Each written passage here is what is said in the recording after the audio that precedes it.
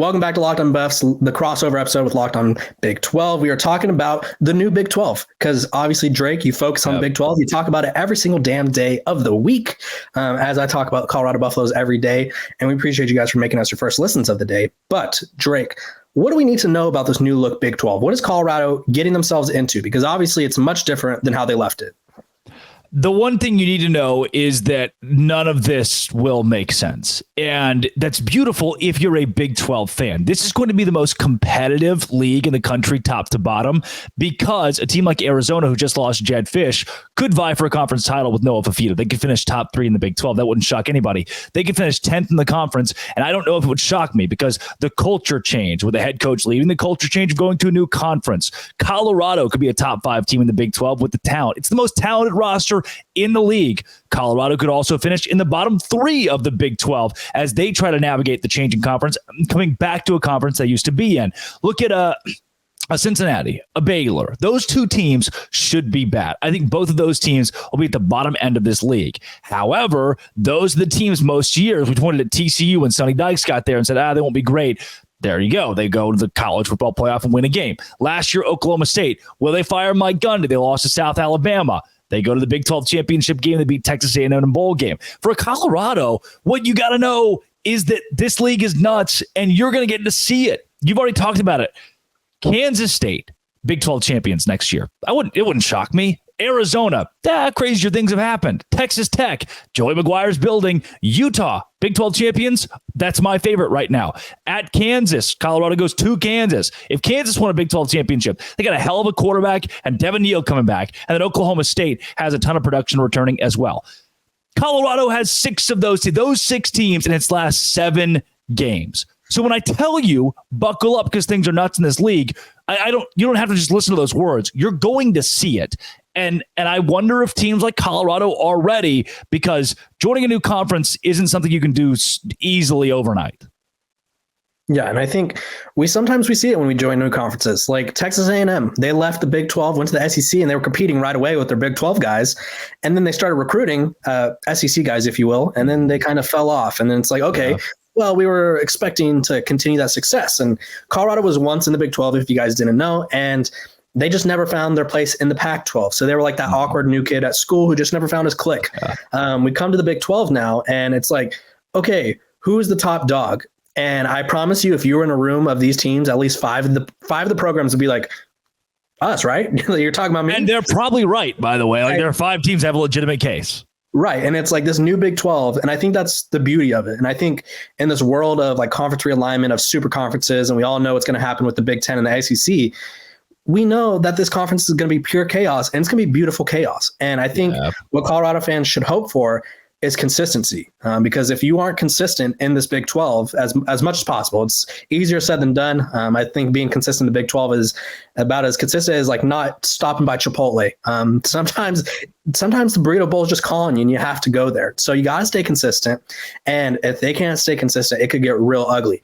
What is something that Colorado fans should be worried about in this new Big 12? Because obviously it's like, okay, we escape USC, we escape like Washington, Oregon, but Utah's still there, Arizona's still there. What's their biggest worry, Drake?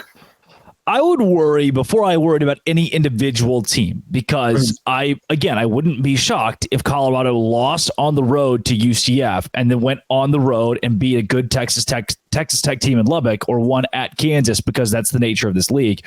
What I would prepare myself for, that's on the dour side of things, is the Big 12 to continue to get a bad rap nationally and to fall behind nationally in comparison to the SEC and the Big 10. The reason being is parity is fun for all of us. I love watching a really good Kansas team play a really good Kansas State team or a really good Kansas team play a really good Colorado, and we don't know who's going to win. But at the end of the year, if we have 4 teams that finish 9-3 and nobody wins double-digit games, then who matters on the national scale? If the Big 12 only gets 1 team, the automatic bid into the college football playoff, this league is even more overlooked than it already is. So if you've got this nature of eating each other alive and everybody's kind of playing for that conference championship game because it's the only team that goes to the college football playoff, you are going to become irrelevant. You're going to be tossed to the wayside. My dream scenario is we have a couple of teams that sit at 10-2, a team at 11-1. We have 3 teams at double-digit double-digit wins, and then the conversation becomes tough. Ooh, do we let a couple more of these Big 12 teams into a 12-team playoff where there are 7 teams, likely 7 teams, that get these at-large bids who aren't conference champions? My thing about Colorado, be leery of, as fun as this league is, and I have a blast watching it, nationally, people don't really care about Kansas State and West Virginia playing 2 really good teams because neither are elite brands. And if we don't start crafting consistent elite brands, that's not going to be good for this conference. Yeah, I think Colorado, realistically, because Deion Sanders is there, has the chance to be the brand. Obviously, yeah. Texas and Oklahoma leave, and it's like, okay, who's going to step up and be the face of the conference? And the best way to do that is to win games. I think you could be the social media face, which I can guarantee you right now that there's going to be... What's the Dan Lanning thing? Yeah, they're going to be fighting for clicks or whatever. And like, I promise you that's going to be a narrative again. But the Big 12 was not stupid by adding Colorado with Coach Prime. They knew that he would bring eyes.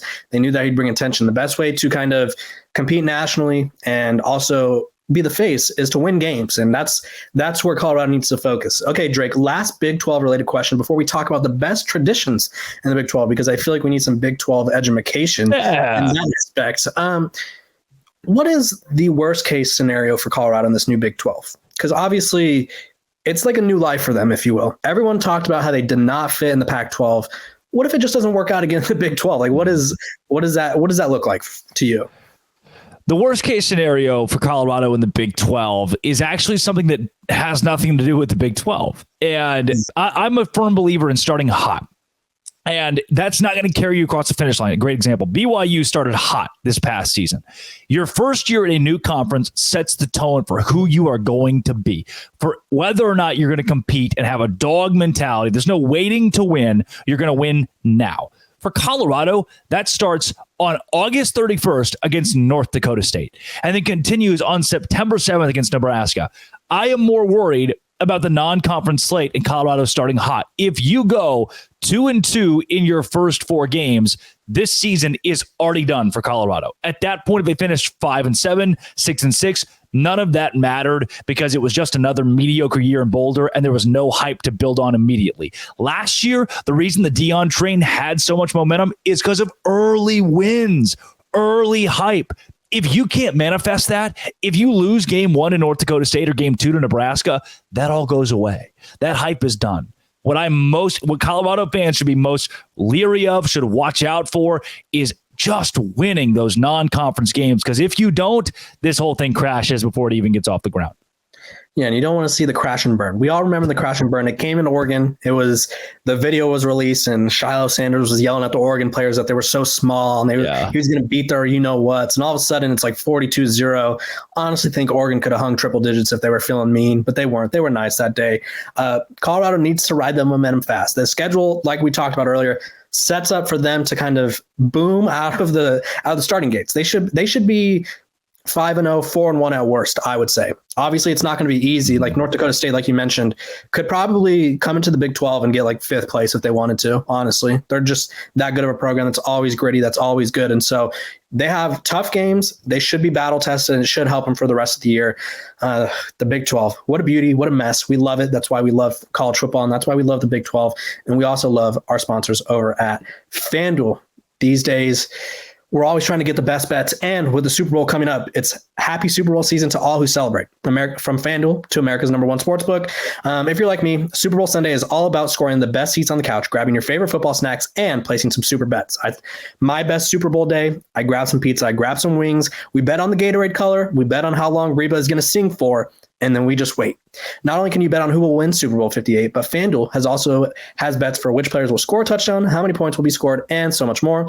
New customers join today, and you'll get $200 in bonus bets if your first bet of $5 or more wins. Just visit FanDuel.com/lockedon to sign up. That's FanDuel.com/lockedon. Sign up. Make every moment more with FanDuel, an official sportsbook partner of the NFL.